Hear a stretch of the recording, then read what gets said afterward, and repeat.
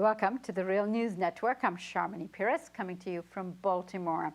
After months of discussions with Afghan President Ashraf Ghani, President Obama has announced his plans to keep U.S. troops in Afghanistan, but reduce them from the current 9,800 to 5,500 before he leaves office in early 2017, essentially abandoning the commitment he made early in his presidency and during the 2008 campaign to bring the war in Afghanistan to an end.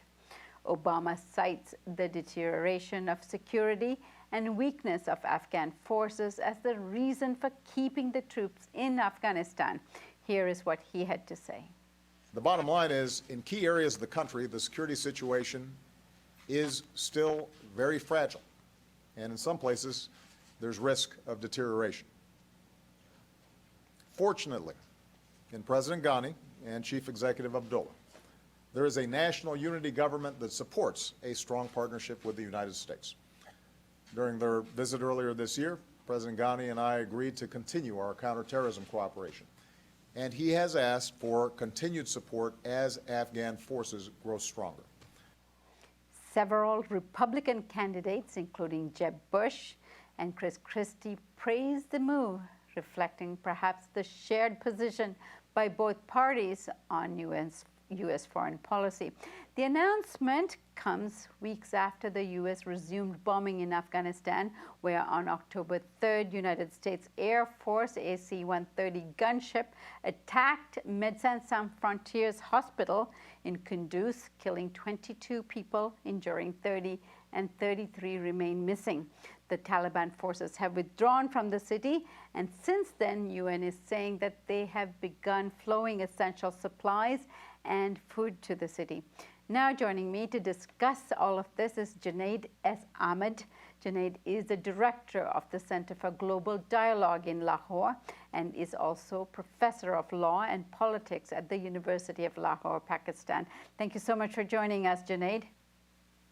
Wonderful to be with you. So, Junaid, let me get your take on President Obama's announcement today.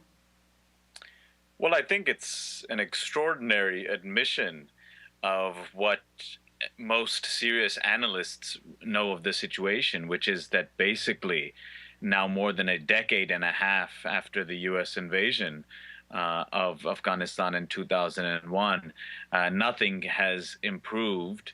None of the so-called objectives have been met, and in fact, the situation is far worse. That is to say that the invasion and occupation has been a complete failure.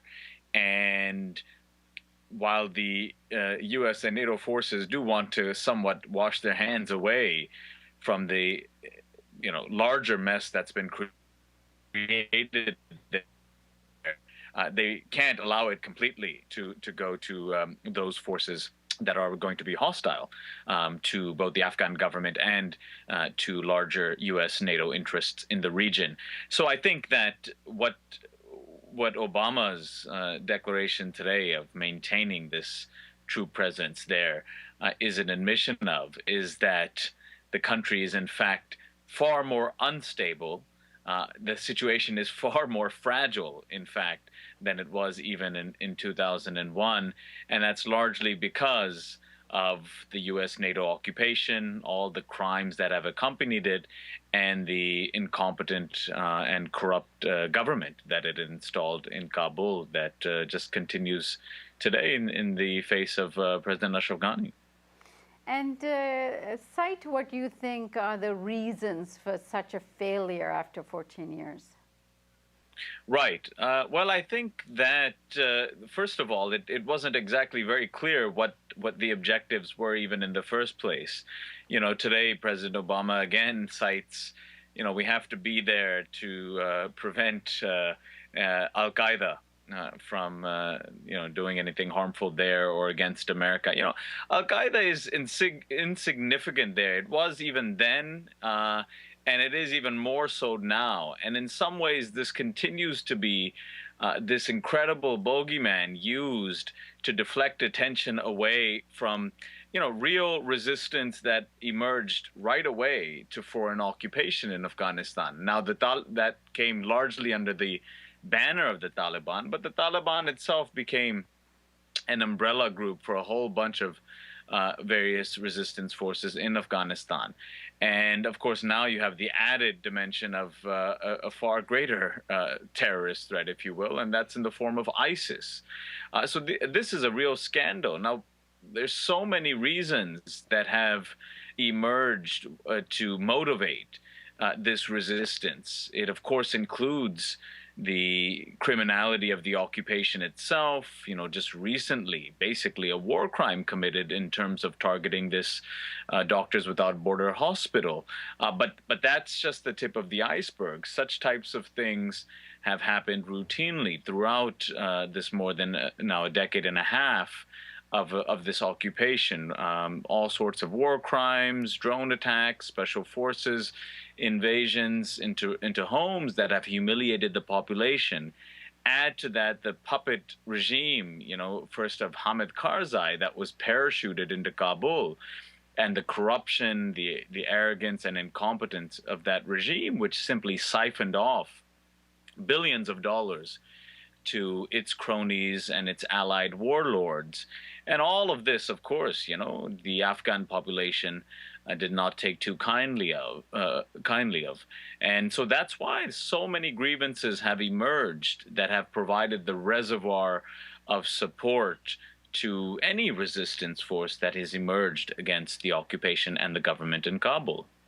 And one thing that President Obama had said, Junaid, is that part of the reason for retaining the troops in Afghanistan is actually our national security here in the United States. Here's what he had to say.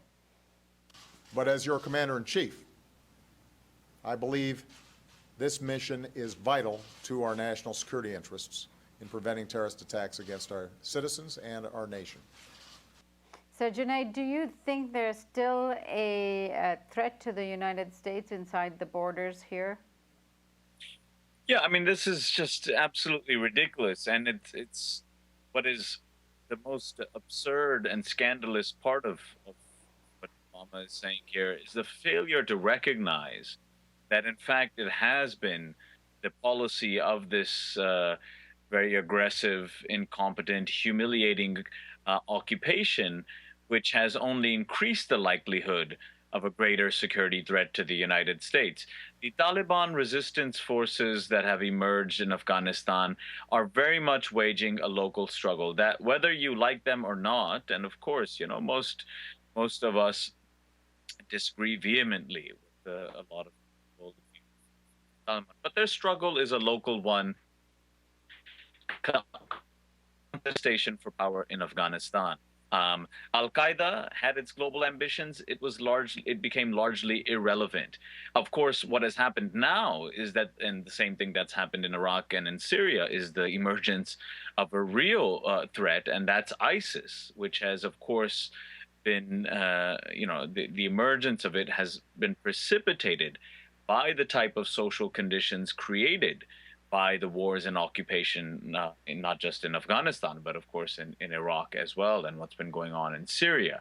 So, it's kind of disingenuous for the U.S. administration to cite the emergence of such forces that continue to perhaps present a threat, when in fact it's their policies which create the conditions for the radicalization of people who see nothing but despair and deeply repressive and violent policies being undertaken in their region. I want to take up these issues you are raising about the conditions on the ground for ordinary Afghanistan and how it's been exacerbated in the last 14 years. So let's continue our discussion in segment 2, and thank you for joining me.